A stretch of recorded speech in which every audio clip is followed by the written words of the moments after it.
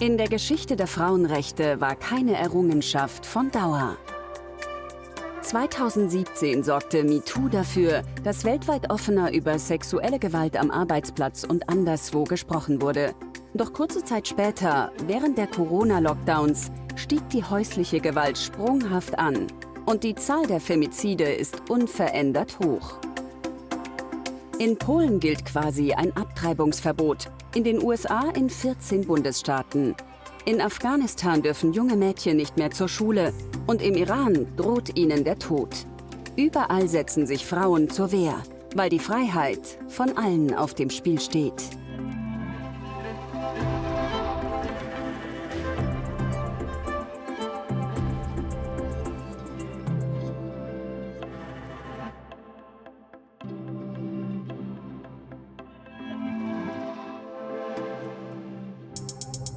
Heute mit der Frauenrechts- und Ökoaktivistin Nika Kovač, Gründerin des Forschungsinstituts 8. März für Frauenrechte in Ljubljana. Damit schuf sie in Slowenien ein Pendant zur MeToo-Bewegung. Mit Daria Javeri-Fassi, deren Verein Neda Diran den Kampf der iranischen Frauen und Bürger über die Landesgrenzen hinaus unterstützt, und mit Amandine Claveau, Leiterin der Beobachtungsstelle Gleichstellung Frauen-Männer, die mit ihrem Buch Rückschlag für Frauenrechte eine bittere Bilanz zieht. 3 Sichtweisen für eine bessere Welt. My name is Nika and I'm coming from Slovenia. This is a small country of 2 million people where I have the privilege to be a director of the feminist organization called Institute 8 of March, which is mainly made out of young women under age 35. So what we do, we write angry Facebook posts, we organize press conferences, we go on protests, and we travel around Slovenia to speak with people about social justice. Je suis Daria Javeri-Farsi, je suis étudiante en géographie humaine et je suis la présidente de l'association Neda Diran. Neda, ça veut dire la voix, mais c'est aussi le nom d'une manifestante, Neda Sultan, qui a été tuée en 2009. C'était la première manifestante en Iran dont la mort a été relayée massivement sur les réseaux sociaux.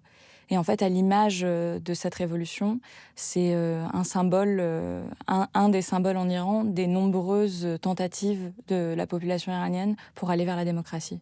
Je suis Amandine Claveau, je suis directrice des études de la Fondation Jean Jaurès. Je dirige également l'Observatoire Égalité Femmes-Hommes. On travaille avec l'ensemble des responsables politiques, institutionnels, des universitaires, des experts, mais aussi bien sûr des associations féministes. Sur les questions égalité femmes-hommes, on travaille sur la question de la lutte contre les violences sexistes et sexuelles, mais aussi la défense des droits et santé sexuelle et reproductifs, la question de la parité, mais également l'égalité professionnelle.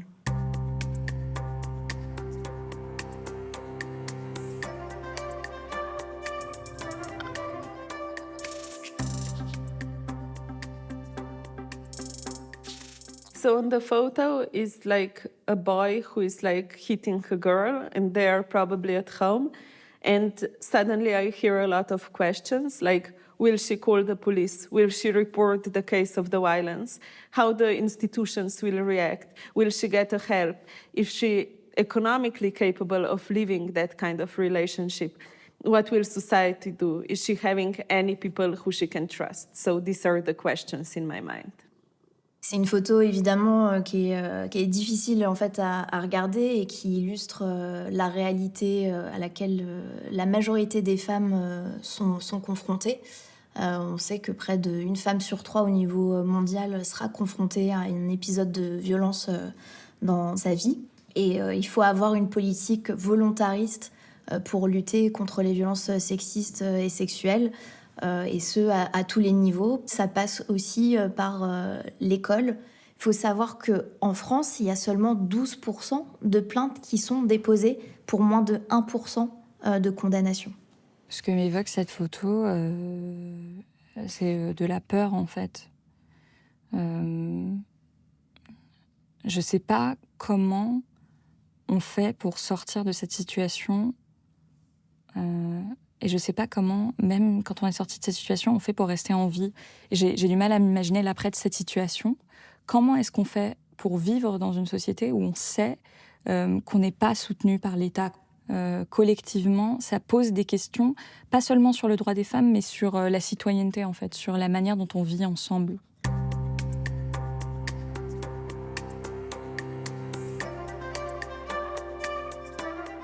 I have a story about Slovenian women, which is my favorite story about our history. So when Slovenia got independence, there was a whole process of writing constitution. And women decided that we will write in the constitution the right to have abortion, the right to freely decide about your own body. And how this was achieved, that women from conservative side and women from liberal side joined together and they demand this together. So that kind of overcoming differences made it possible that we have one of the best constitutions about women's body in the Europe. So my favorite anecdote about Slovenian women is that skupaj zmoremo, so together we can. سال 2019 یا 2017 دقیقا یادم نیست یک خانومی به اسم ویدا موحد رفت بالای یک جعبه الکتریسیته تو خیابون انقلاب و حجابش رو برداشت. یک حجاب یک روسری سفید داشت و گذاشت روی یک تیکه چوب و اون رو توی هوا همینجوری نگه داشت و اون روسری سفید منو یاد این روسریای سفیده که وقتی که آدم میخواد توی جنگ بگه که دیگه شلیک نکنید. Ce geste, j'arrive pas à me le sortir de la tête qu'il y ait une femme qui ait fait ça seule à l'époque et aujourd'hui c'est des millions derrière elle. Je suis franco-iranienne, enfin je me présente comme ça, mais mes deux parents sont iraniens, j'ai également la nationalité iranienne. Je suis allée en Iran jusqu'à mes 9 ans. Après 2009, par rapport au militantisme de mes parents, en fait, on a décidé que ce serait plus prudent que je ne rentre pas. Et puis depuis, il s'est passé beaucoup d'autres choses qui font qu'aujourd'hui, c'est pas envisageable de retourner en Iran. J'aime beaucoup cette citation de Rebecca West, qui est une romancière anglaise féministe, qui dit « Je n'ai jamais réussi à définir le féminisme. Tout ce que je sais, c'est que les gens me traitent de féministe chaque fois que mon comportement ne permet plus de me confondre avec un paillasson. » Donc j'aime bien ce trait d'humour qui montre l'absurdité du patriarcat, mais aussi l'idée souvent à laquelle on associe le féminisme, une idée péjorative, alors qu'en fait, il s'agit tout simplement d'être respecté en tant qu'individu et d'avoir les mêmes droits au même titre que les hommes. In Slovenia, we didn't have like a Me Too which would occur on its own, which shows that there is a huge stigma about sexual harassment present in Slovenia. So we decided to start the campaign in a different way. We opened a formula where people wrote their own stories and their own testimonies about sexual harassment. And we discovered that we have a really bad law about rape in Slovenia. So in my organization, with other women organizations, we decided to change the law. We wrote a new law about rape in Slovenia, which is based on yes means yes, so consent model. And with this action, which was possible mostly because of the Me Too campaign, we got one of the best legalization in that field in Europe. And we are really proud of it. Le mouvement Me Too en Iran, il a eu lieu également dans les mêmes sphères qu'ici, en fait, c'est-à-dire dans le cinéma, dans la musique. Il y a eu des moments de libération de la parole des femmes. Ça a été extrêmement douloureux pour les femmes qui ont fait ça. Il y a des cas, des jeunes femmes qui ont dû pratiquement quitter le monde du cinéma. Après ça, on les a obligées à porter la culpabilité d'avoir pris la parole. Donc, exactement ce qui s'est passé ici, exactement ce qui s'est passé aux États-Unis. Parce que tu peux, toi, individuellement décider de prendre la parole, mais une société peut te dire aussi de te taire. Aujourd'hui, les violences à l'encontre des minorités de genre et des femmes en Iran a décuplé et vraiment de manière terrible. Et effectivement, aujourd'hui, il y a une constitutionnalisation de la misogynie et de la violence envers les femmes, ce qui n'était pas le cas à l'époque avant la Révolution.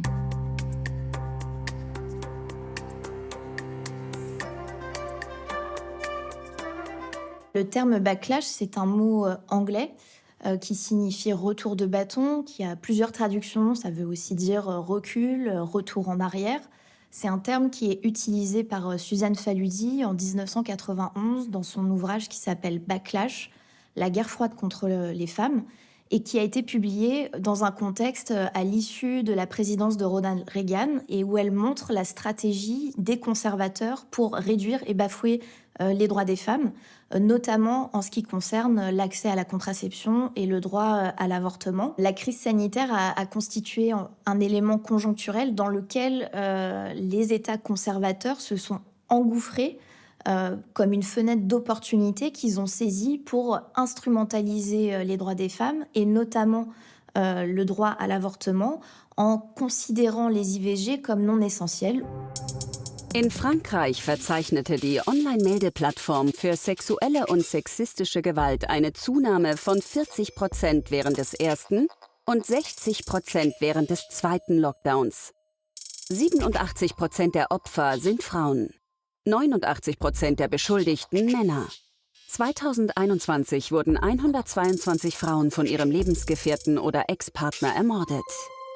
Je pense que la société avant la révolution en Iran a toujours été une société patriarcale, traditionnelle, où les femmes n'avaient pas tous les droits, mais elle l'était à l'échelle de son époque, c'est-à-dire comme toutes les sociétés qui dans ces années-là, étaient en train d'évoluer vers des sociétés plus égalitaires. C'était une liberté qui était quand même limitée à certains cercles géographiques comme la ville, et puis aussi, surtout, en fait, les classes aisées. L'Iran était quand même, et l'est toujours, une société religieuse, où les femmes sont en partie croyantes, et en fait, elles portaient le voile par croyance à l'époque.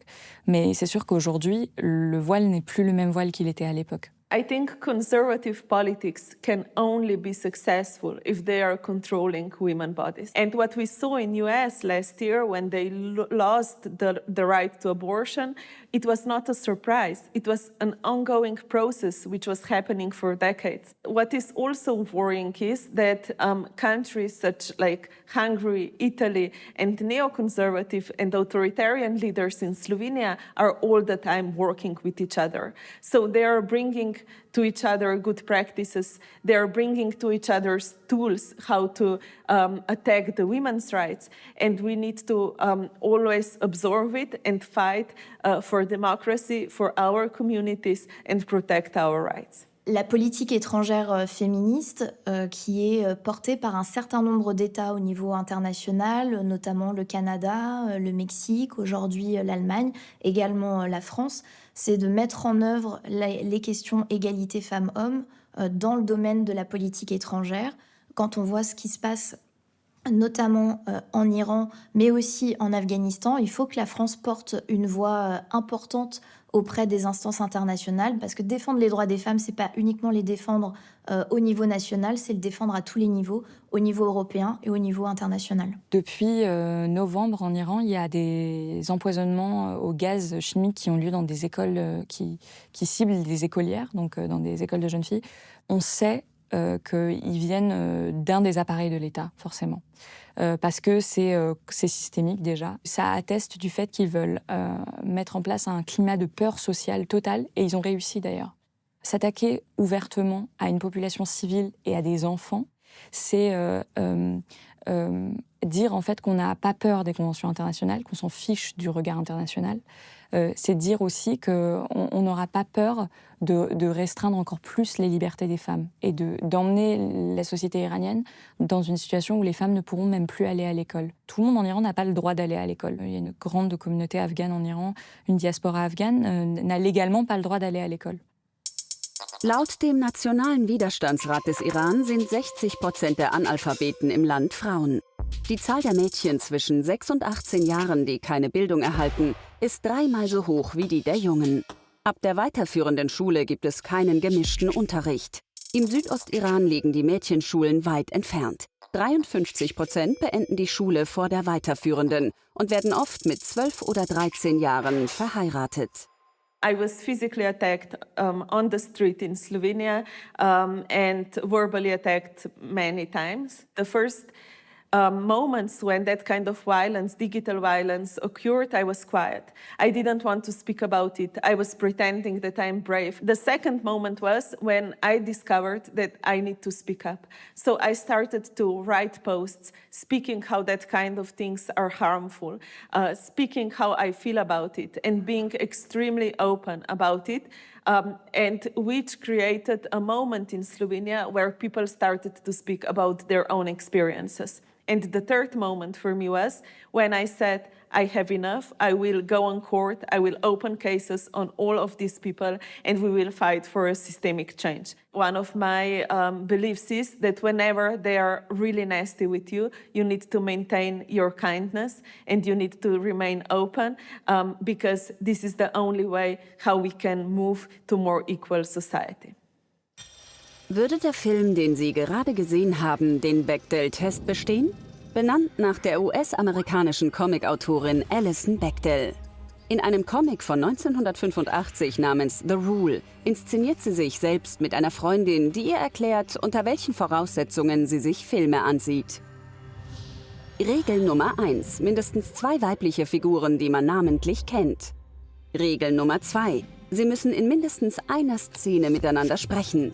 Und Regel Nummer 3: das Gesprächsthema darf kein Mann sein. Heute erfüllen 57% der 9.800 Filme, die auf der Website erfasst wurden, alle 3 Kriterien, während 11% schon an der ersten Regel scheitern. Übrigens hat Alien den Test bestanden, denn die Heldinnen sprechen über ein Monster unbestimmten Geschlechts. Les réseaux masculinistes sont considérés aujourd'hui par les services de renseignement américains comme une menace à la sécurité publique.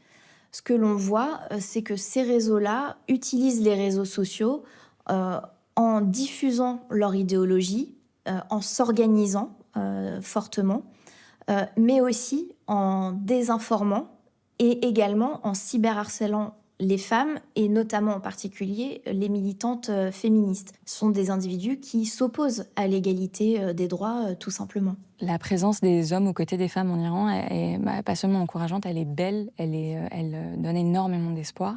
Ils ont compris, on a tous compris, je pense collectivement en Iran, que les femmes sont le cœur de la bataille, que les minorités sont le cœur de la bataille. Quand Jina Mahsa Amini meurt, dans son Kurdistan natal, elle est enterrée et les femmes enlèvent leur voile et disent en kurde, parce que Femme, vie, liberté, c'est un slogan kurde. Genji Azadi, elles disent sur la tombe de Jina.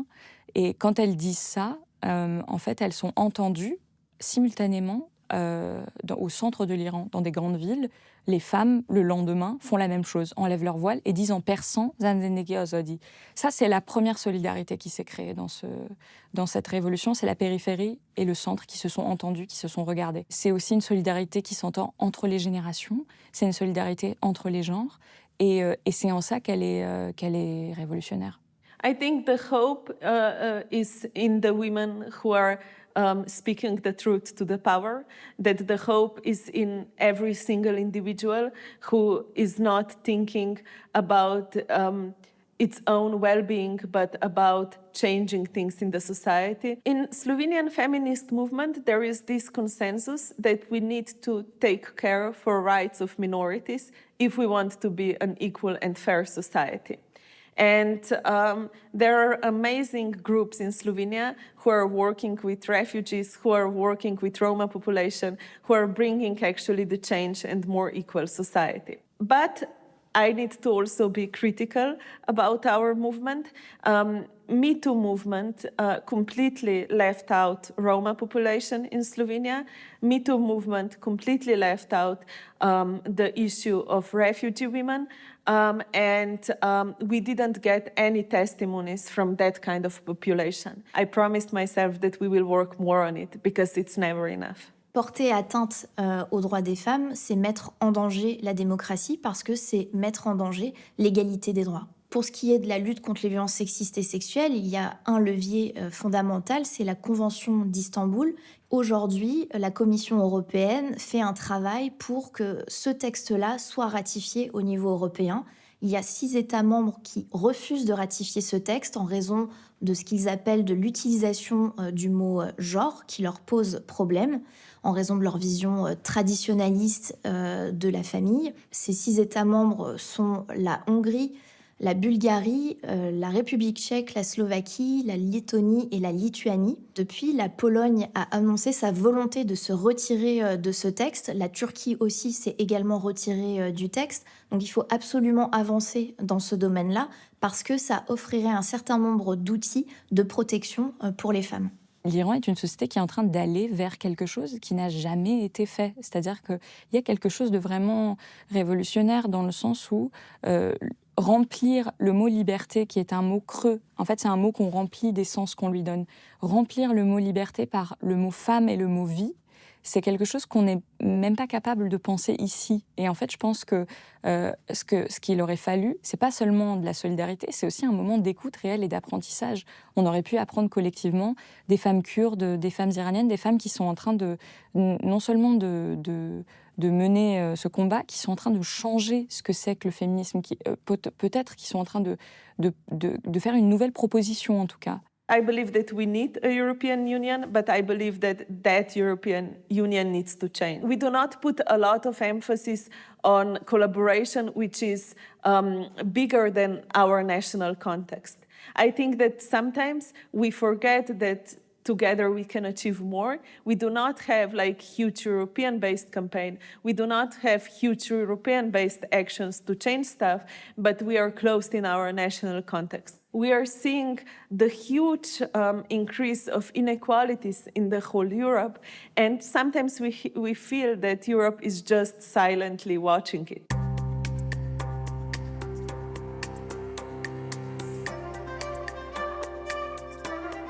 C'est très intéressant de voir que dans la chanson Baroye, qui est devenue l'hymne de cette révolution, il y a une phrase sur Piruz, qui est le guépard iranien, qui était une espèce qui était en voie de disparition, qui a disparu.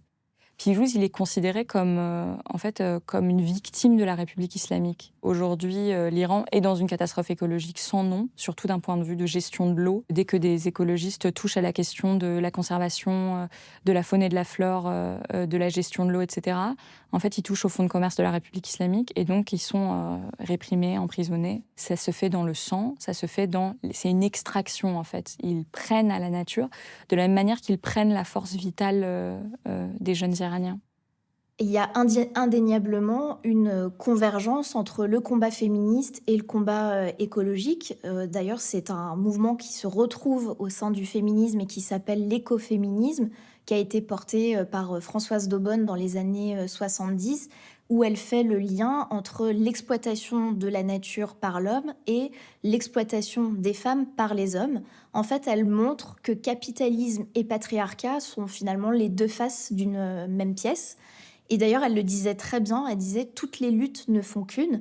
Aujourd'hui, là, on assiste dans le contexte actuel de l'urgence écologique, aussi dans une situation quelques années après MeToo, à la réémergence de ce courant de l'écoféminisme.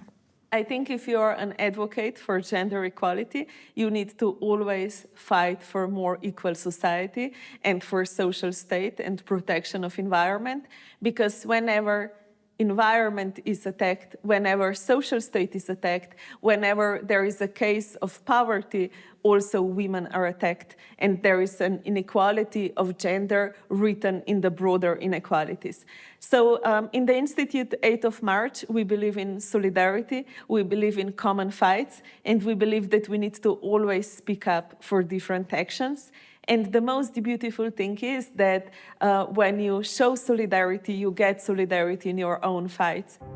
In Slowenien erhielten Frauen das Wahlrecht 1945, genau wie in Frankreich, Italien und Kroatien. Im Europaparlament ist das Land eines der 4 Mitglieder mit Parität beim Geschlechterverhältnis der Abgeordneten. Was die Gehaltsgleichheit betrifft, gehörte Slowenien 2021 zu den bestplatzierten Ländern Europas mit einem Gender Pay Gap von 3,8%. Damit liegt es weit vor Deutschland und Frankreich.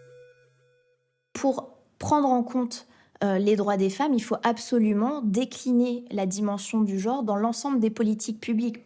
Si on pense à 2050, quand on milite pour les droits des femmes, c'est effectivement être dans une société où l'égalité des droits serait mise en œuvre, où les opportunités de chacun et chacune seraient respectées et où chacun pourrait s'épanouir, s'émanciper.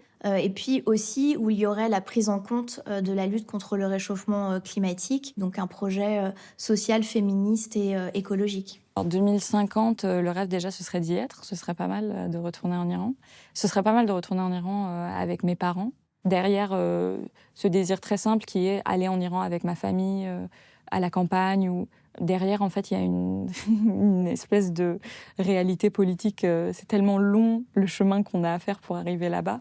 J'espère qu'en 2050, on aura libéré la parole en Iran, qu'on aura de la gentillesse les uns pour les autres, parce que malheureusement, une révolution ne s'arrête pas à la chute d'un régime. I can think about two different scenarios. One is really bad and sad, and the second one is nice and good, and I will go with the second one. So I see a society where we manage to fight for our rights, when we achieve a social security for all the people on the planet, when there is no inequalities, and where can we all live life which is like full of dignity. And in that kind of vision, I don't have any work anymore, so I just have time to read and relax.